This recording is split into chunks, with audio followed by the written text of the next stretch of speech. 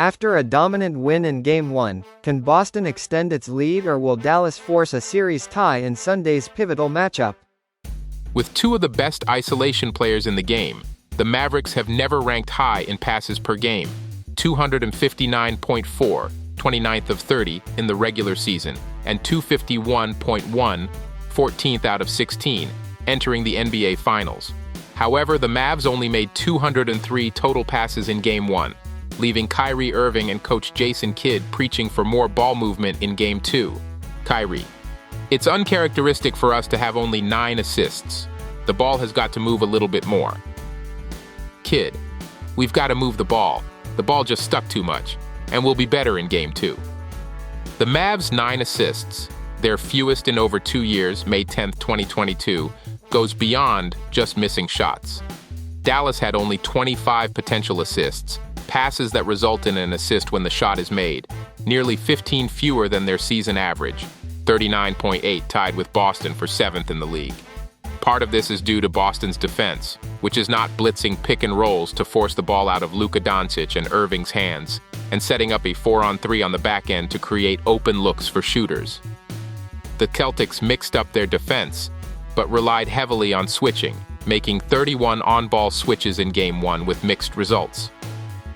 Doncic and Irving looked to score whenever they were matched up with Al Horford or Kristaps Porzingis. In Game 1, the Mavs shot 29 times on their drives compared to just 14 passes.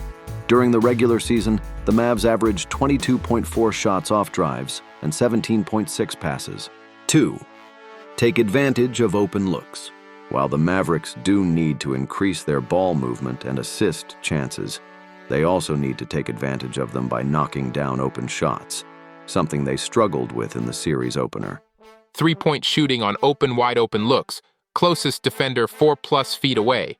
Boston 14 for 35, 40% in Game 1, 13.2 for 33.8, 39.1.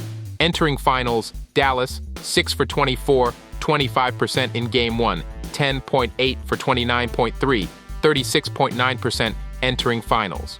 While Boston was right on par with its open shooting in Game 1 compared to its first 3 rounds, the Mavs were 5 short in both makes and attempts, and their shooting percentage dropped by nearly 12%. It can be simple. The team that makes open shots wins. Kidd: "I thought he had great looks. They just didn't go down for Kai or most of the team. And hopefully we get those same shots in Game 2 and we can be better." Irving: "I have not had the best games offensively this playoff run, but we have been able to get stops, timely stops, and been able to pick each other up on the offensive end." Irving missed all 5 of his 3-point attempts in Game 1, including 3 wide-open looks. Closest defender 6+ feet away. 3. Should Boston start Porzingis?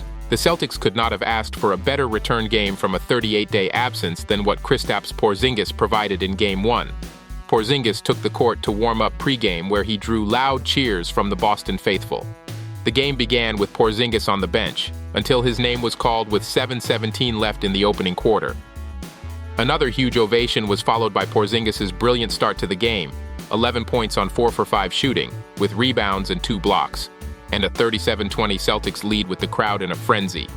That same welcome back energy won't be the same for Game 2 if Mazzulla decides to stick with his current rotation with Al Horford in the starting lineup. But it's understandable not to mess with a lineup that is currently working. One argument for Porzingis starting is the play of Boston's most common starting 5 all season long: Jason Tatum, Jaylen Brown, Jrue Holiday, Derek White, and Porzingis.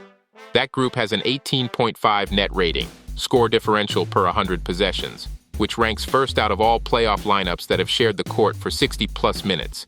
Fast starts have been important to both teams all postseason. Dallas, 8-1 when winning the first quarter, 4-5 when tied or losing the first quarter. Boston, 11-0 when winning the first quarter, 2-2 when tied or losing the first quarter. Boston won the first quarter in Game 1 by 17 points, 37-20, and won the final 3 quarters by a total of 1 point, 70-69. Can Porzingis be instant offense and defense off the bench like he was in Game 1? Or should the Celtics consider putting him back with the starting lineup that helped them win 64 games this season? Thank you for watching, and don't forget to subscribe. Click the bell icon so that you are always updated in our new video. God bless everyone, and see you next time.